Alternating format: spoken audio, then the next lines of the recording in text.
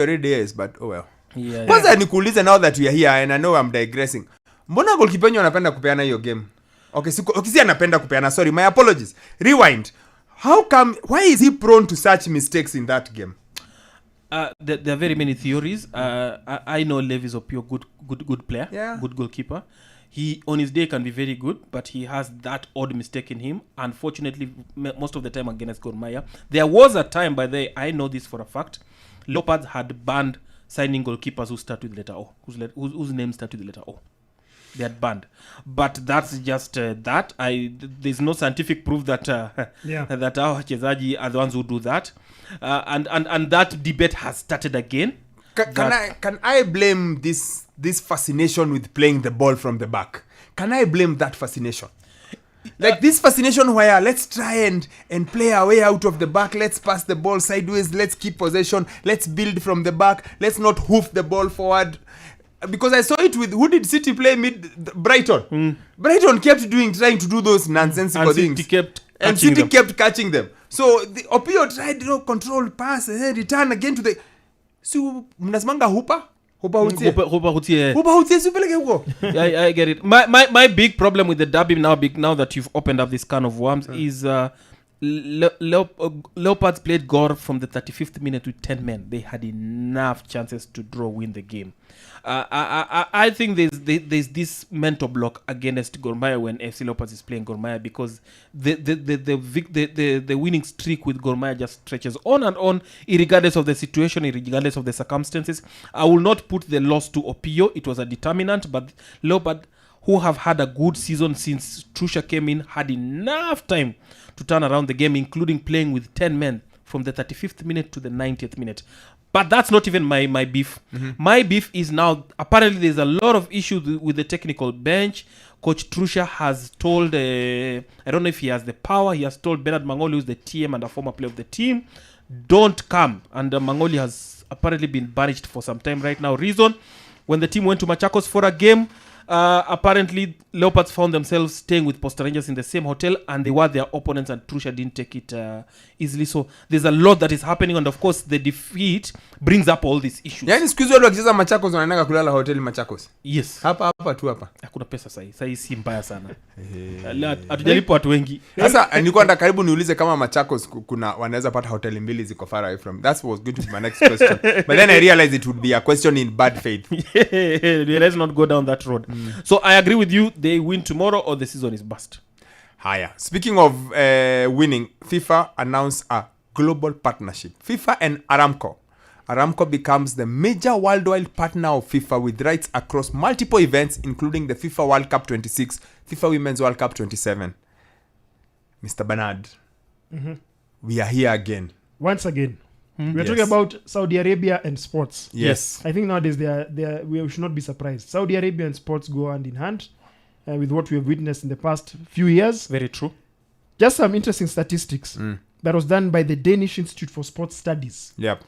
312 sponsorship deals across 21 sports, courtesy of Saudi Arabia. 312. 83 of those 312 deals, motorsport. 34 deals amongst them as well. Football obviously dominates as well. Golf. And other sports. But 312. Okay, these guys mean business. Just think about it. And most of it is from that public investment fund. Remember the PIF? Yes. Mingi inatokanga hapo. So now they've just said comfortably, listen, we have FIFA, cheki. Kuna vile sisi we are running the show. Tunawasaidia vitu mingi sana. There's the only bidder for the 2034 World Cup. Yep. Who will dare go against them? Yes, that's the thing. So for and me, they hosted the club World Cup. Yes. In 2024. So what does that tell you? It's very simple, and I mentioned this, and I'll stick to that fact. It is just a flex.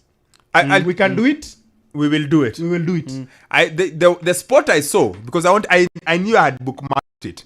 Riyadh season becomes the official partner of the World Snooker Championship. Ronnie O'Sullivan signs a 3-year agreement to play tournaments in Saudi Arabia and develop and coach talent there. Prize for Golden Ball 167 break at the Riyadh season World Masters doubled to $1 million. Well, I can understand Formula 1, boxing, football, Saudi League, snooker. Just because they can. tennis, golf. How can't? Why aren't they going to athletics? You know, and I know we spoke about. Just like I said, when they coming to Africa and you responded and you guys answered me vizuri. Yeah, like let's go to athletics because it's the only major sport. Yeah. 2 sports they haven't touched that are major: athletics and and rugby. Because it doesn't have oomph factor. Oh, They're makes like, ooh. sense, yeah. You know, there's something. Because they're in tennis, they're in golf, Yes. they're in football, And most of they're in those, snooker, think about they're in it. Formula 1, they're in boxing. And if you think about it, aside from football, all the rest are niche sports. Think about it. There's one niche sport they've not been able to plug in because I think they're asking themselves, okay, it looks like the Americans don't joke around with some of their sports. Yeah. The NBA, they have not touched it. Actually, American sports they haven't touched because there's no NBA, There's no NFL. there's no NHL. But we know why. But you can't say it on air. But anyway, you get what I mean. Yeah. So for me, I think once again, this is just them saying we can do it. We will do it. We can do it, we'll do it, we are doing it. Yes. Where? Because how does it benefit them? For how long? Iya kwanza ni mpaka 2027. No, I'm just saying how could this how long can the this dominance, continue? yeah. I don't know. I keep asking that question. How long? Bernard says, listen, it's bottomless. If it's oil funded money, then it's bottomless. That's ridiculous. If that public investment fund, I don't know. I remember. I think last time I gave some statistics. They are worth billions of dollars. So for them, they have deep pockets. They can do whatever they want. Yeah. Because how you see, like even with all this, what is it called? These boxing matches, most of them have been taken there. Well, UFC, I think they're also planning to do something if they haven't already.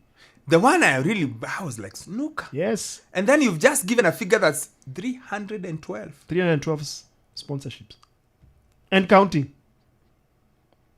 Now, if maybe somebody would wake up one day, it's a very utopian way of thinking. Somebody philanthropic and say, you know what? Let us also do something in things related to development, especially in parts of the world where they're really struggling. I thought about that too. They can do it because if you think about it, Wakabi, it's just free money they're giving out. They're not benefiting from it. They don't need it. There's not much. They don't need it, Wakabi. Like you have the public investment fund.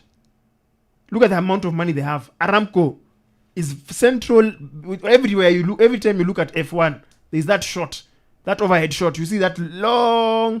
When I think it's like a I don't know what it's called. Sometimes it could be a places for fans to walk. I don't know. Sometimes it's just a something, and there's something that a structure that has been put up for the brand.